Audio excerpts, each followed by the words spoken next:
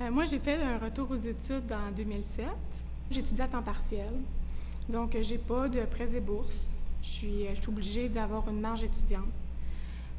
Privée avec la Caisse populaire, donc c'est plus cher. Je suis déjà rendue à presque 18 000. J'ai encore 8 ans d'études à faire, donc 1 an pour terminer mon bac, puis après ça, 7 ans de doctorat, parce qu'en psychologie, il n'y a pas de maîtrise pour être psychologue. Je suis toujours en train de gérer mes priorités. Donc, des fois, c'est la famille qui est le plus important, mais là, il faut que j'arrête tout, je m'occupe de la famille. Par moment, c'est les études. Quand c'est les études, les examens, les travaux importants, il faut que je diminue mes heures de travail. Donc, ça nous met financièrement dans une situation précaire. Les enfants, bien, leurs besoins financièrement, ils n'arrêtent jamais. On veut toujours leur meilleur pour eux. Puis, je travaille de jour, de nuit pour essayer d'arriver avec tout le monde, à arriver les études. Et mon garçon, lui, il va être médecin.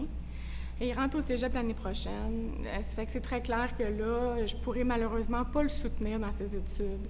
Ça me fait vraiment mal au cœur de ne pas être capable de le faire. Fait que lui, il va se créer des prêts et bourses à fond là, pour être médecin.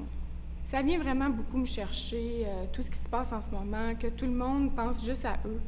À je me moi, ça l'a bloqué mon trafic ce matin, je trouve ça inconcevable qu'on puisse élever nos enfants en pensant simplement à nous, alors que c'est notre avenir, c'est nos médecins, c'est nos professeurs, c'est notre connaissance, c'est notre liberté, c'est notre démocratie. Puis moi, je vois que c'est tout ça qu'on met en péril en ce moment.